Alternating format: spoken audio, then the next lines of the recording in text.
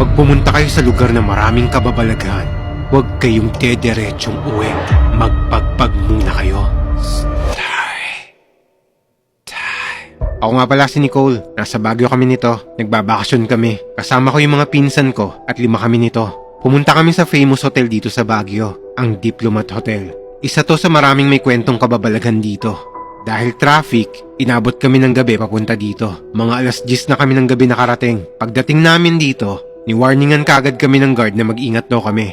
Dahil gabi na at madilim na. Kaya ang ginawa na lang namin ay nilibot na lang namin yung buong building ng hotel. Hindi kami pwedeng pumasok kaya dito lang kami sa labas. Habang nag-iikot kami at nung papalapit na kami sa pintuan ng hotel, may naamoy kaming gumamela sa harap nito. Tapos biglang narinig namin yung pinsan kong isa. Nagsisisigaw yun habang papalapit sa amin. Nicole! May nakita akong babae dun sa may bintana! Kamukhang kamukha mo!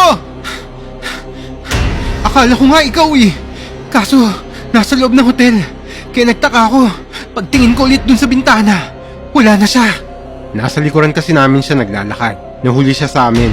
Kaya akala namin, nagbibiro yun o pinaprank lang niya kami. Tapos pagkasabi niya nun, biglang umihip ang hangin. Kasama ang amoy ng gumamela. At nasa harap ko na yung amoy na yon. Binaliwala na lang namin yon. At makalipas ang ilang minuto, nagpag-grab na kami ng pagkain at nagtayo na kami ng tent sa labas ng Diplomat Hotel. Pagkatapos namin kumain, natulog na kami. Kaso pagsapit ng alas 3 ng madaling araw, nagising yung isang pinsan namin. May narinig daw siyang asong tahol ng tahol sa amin. Kaya naalarma kami. Dahil paano magkakaaso dito?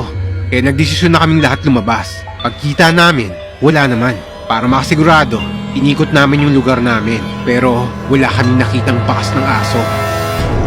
Sabi na lang namin na baka nananaginip lang siya.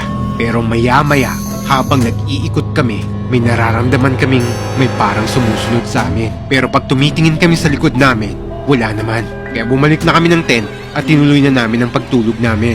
Mga bandang alas 6 ng umaga, nag-breakfast na kami at umuwi na. Ang problema, nakalimutan namin magpagpag sa ibang lugar. Dumiretso kaagad kaming sumakay ng taxi. Nagulat kami nung sabi sa amin ng taxi driver na 6 daw kaming sumakay. 5 lang naman kami. Binaliwala lang namin yon dahil baka namalikmata lang si kuya. Pero pag uwi namin ng bahay, pagpatak ng alas 6 ng gabi, biglang may narinig kaming umaapak sa yero ng bubong ng bahay namin na napakabigat.